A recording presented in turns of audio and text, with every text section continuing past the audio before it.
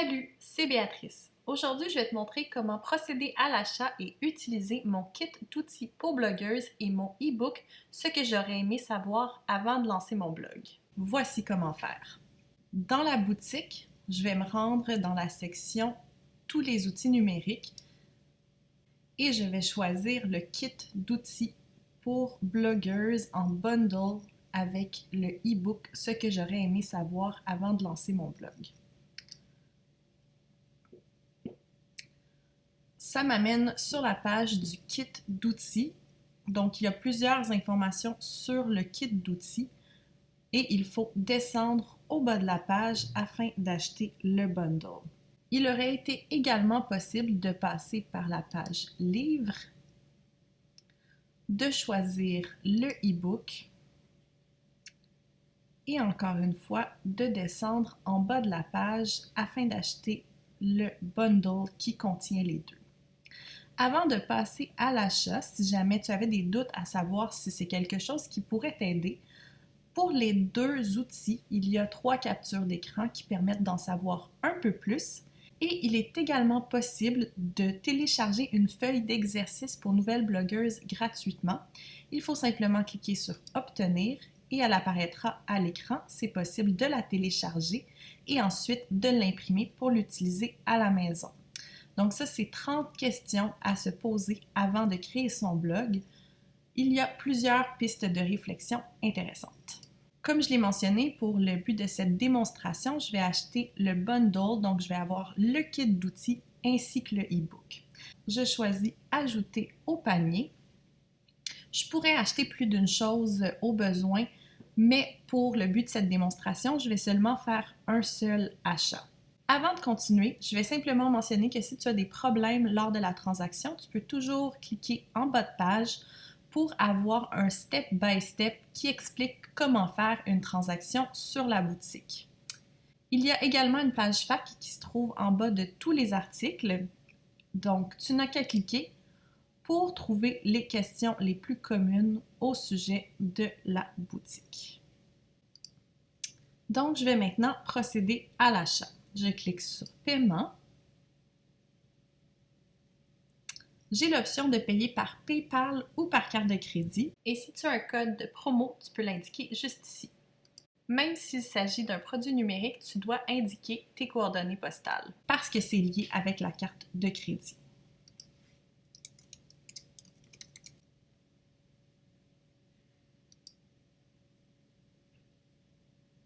Une fois mon adresse indiquée, c'est maintenant le temps de faire le paiement par carte de crédit. À ce moment-là, il est encore possible de changer d'idée et de plutôt payer par PayPal.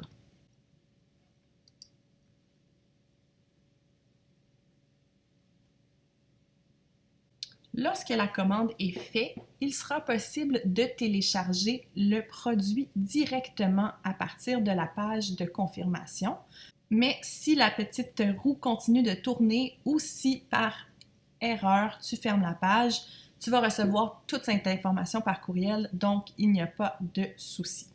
D'ailleurs, je vais maintenant aller dans ma boîte courriel pour recevoir le produit et voir ce qui est inclus. Dans mon courriel, ça semble un petit peu étrange puisque c'est moi-même qui fais l'envoi, mais je t'assure que lorsque tu recevras les courriels, ils viendront tous de Boutique Béatrice, info@béatricebp.com. Je vais commencer par ce courriel qui est un résumé de la commande, donc simplement un reçu qui permet de voir exactement ce qui a été acheté et envoyé. Le deuxième courriel qui est envoyé est le courriel qui inclut le produit numérique. C'est plutôt simple, il faut simplement cliquer sur le lien ici afin de télécharger le produit. Si jamais tu avais encore une fois une question, j'ai inclus le lien vers les 3 FAQ liés à la boutique, donc le FAQ, la foire aux questions de la boutique, de l'abonnement et de l'année qui compte, où tu peux simplement répondre et ça va être, le courriel va m'être envoyé, ça va me faire plaisir d'y répondre.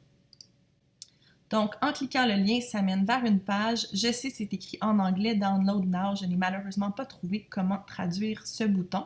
Il faut simplement le cliquer et le produit va être téléchargé automatiquement. C'est un fichier zip. Moi, j'utilise Mac et le Mac permet de automatiquement dézipper, mais il est possible que tu aies besoin d'un programme pour le faire selon ton ordinateur. Donc, voici ce qui se trouve dans le bundle e-book et kit d'outils. Je vais utiliser pour commencer les produits du kit d'outils.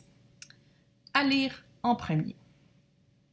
Comme tu peux constater, il y a quand même beaucoup de choses qui se trouvent dans ce fichier. J'ai écrit un petit mot pour t'aider à savoir comment les utiliser et par où commencer. Tu trouveras ensuite un calendrier éditorial à imprimer à la maison.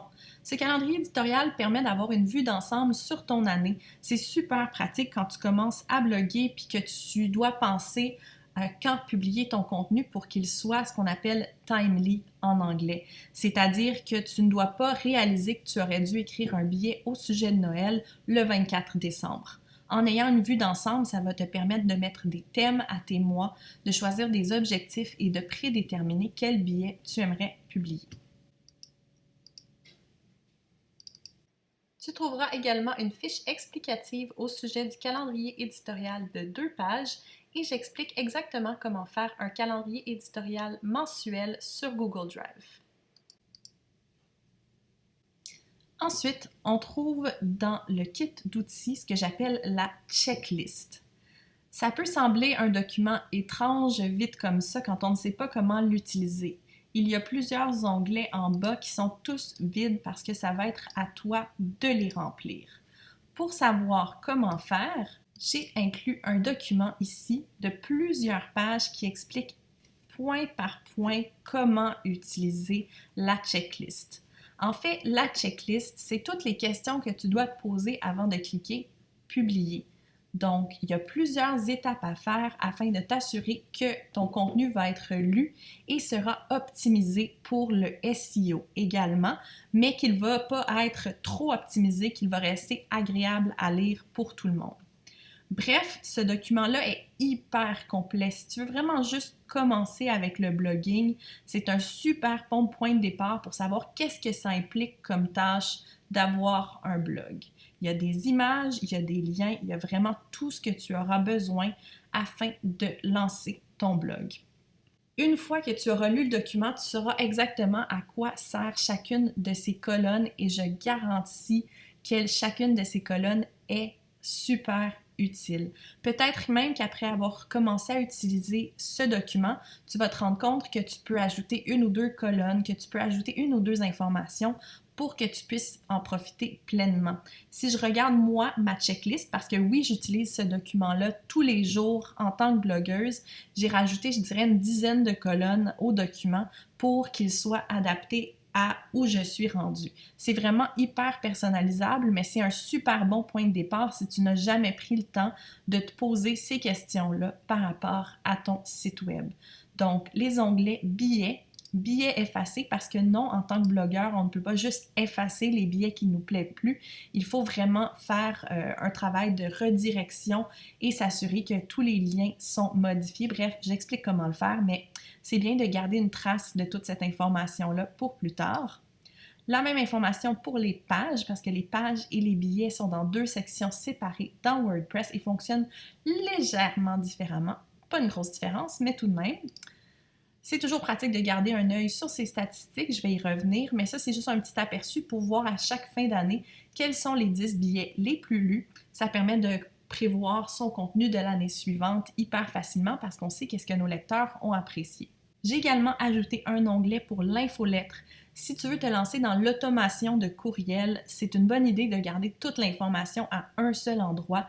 Selon l'outil que tu veux utiliser pour envoyer ton infolettre, ça se peut que ça ne soit pas toujours très évident. Alors, de cette façon-là, tu peux facilement voir quelles automations sont faites, comment elles fonctionnent, le titre du courriel pour également voir si le taux d'ouverture est bon. Bref, ça peut sembler très simple dit comme ça, mais encore une fois, cette information-là va être très, très utile à ta carrière de blogueuse. Finalement, le kit d'outils contient un document de statistiques hyper simple avec certaines des statistiques les plus pertinentes que tu pourrais devoir noter afin de mesurer ton succès. Parce qu'en fait, même si le blogging, ce n'est pas juste une histoire de chiffres, c'est super pratique de pouvoir valider d'un mois à un autre si ton blog obtient de plus en plus de succès. Tu vas facilement pouvoir le faire ici en calculant facilement du côté horizontal par année et du côté vertical en comparant tes mois. C'est super simple, encore une fois, à utiliser, mais ça va être très, très, très pratique. Si tu as besoin d'ajouter un mois au document, j'ai laissé ici une section vide pour que tu puisses facilement la copier de l'autre côté. Moi, encore une fois, je me réfère à ce document tous les mois.